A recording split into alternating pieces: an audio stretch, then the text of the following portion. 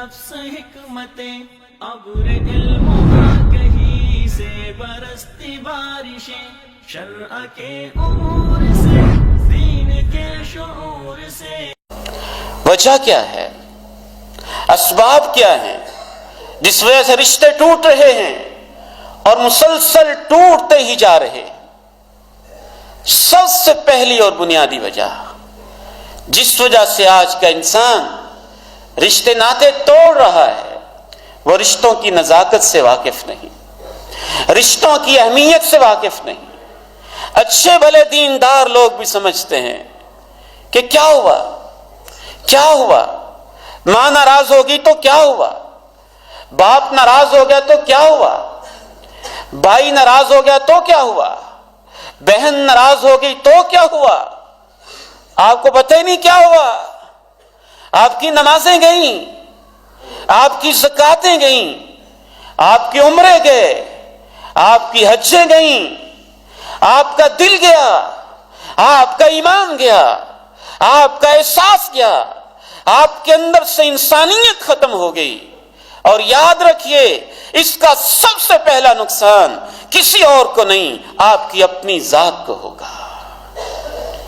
Blood pressure کی یہ بیماری، شوگر کی بیماری، ٹینشن کی بیماری، ڈپریشن کی بیماری، بے برکتیوں کی لگے ہوئے انبار، ہر فرد کاروبار پہ لگا ہوا، گھروں سے روٹھی ہوئی برکتیں، تم ڈھونڈتے رہ جاتے ہو. وظیفے تو بتاؤ، کوئی آیت تو بتاؤ، کوئی حدیث تو بتاؤ. میں آپ کو اللہ کا واسطہ دیتا ہوں، شعور کی آنکھ کھولیں. بے برکتی کی بہت بڑی وجہ رشتوں کو توڑنا ہے.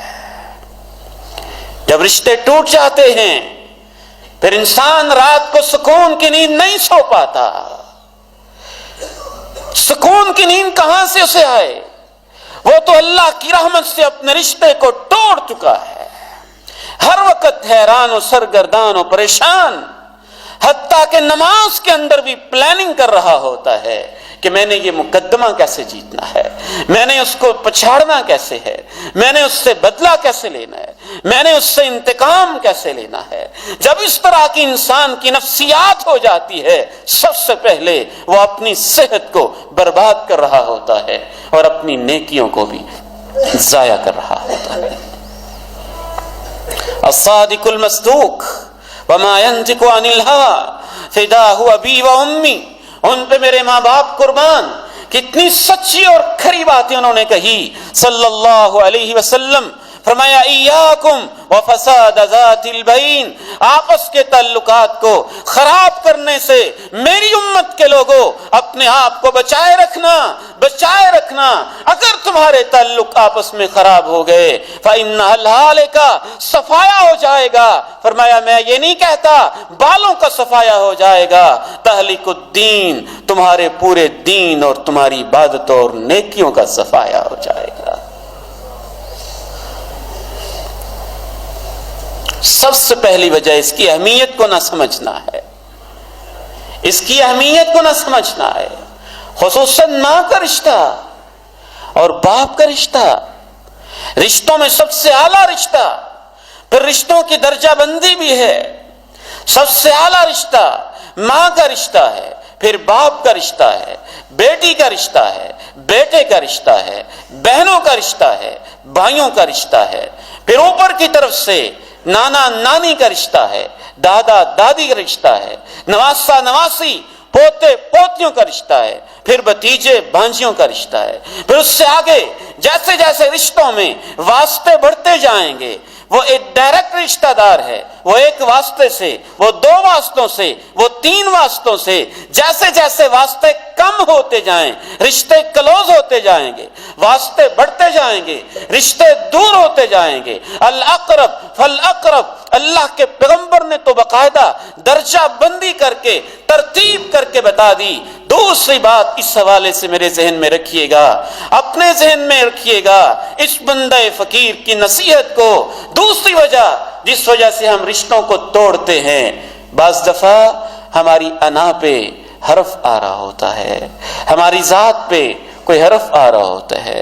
کسی رشتہ دار نے مجھے گالیاں دی ہوتی ہیں، کسی نے میرے بیٹے کو پریشان کیا، کسی نے میری بیٹی کو پریشان کیا، کسی نے مجھ سے زمین ہتھیا لی، کسی نے میرے ساتھ فراڈ کیا، کسی نے میرے ساتھ دھوکہ کیا، کسی نے میرے ساتھ کیا کیا، کسی نے میرے ساتھ کیا کیا، تو ہمارے ذہنوں کے اندر شیطان یہ خیال بٹھا دیتا ہے اب ہم ان کو ناکوں چنے چبائیں گے، اس نے مجھے پریشان کیا ہے، میں اس کو پریشان کروں گا، اس نے میری عزت پہ کیچڑ اچھالا ہے، میں اس کی عزت پہ کیچڑ اچھال کے اپنی عزت کی حفاظت کروں گا۔ اس حوالے سے اللہ کے پیغمبر کا ایک فرمان یاد رکھیے گا، اگر آپ نے اپنے رشتہ داروں سے بدلے لینے شروع کر دیے، آپ بدلے لیتے جائیں گے، اللہ کی حفاظت آپ سے اٹھتی جائے گی، اللہ کہیں گے تو جانے تیری عزت جانے، اپنی عزت کی حفاظت تو خود ہی کرے گا۔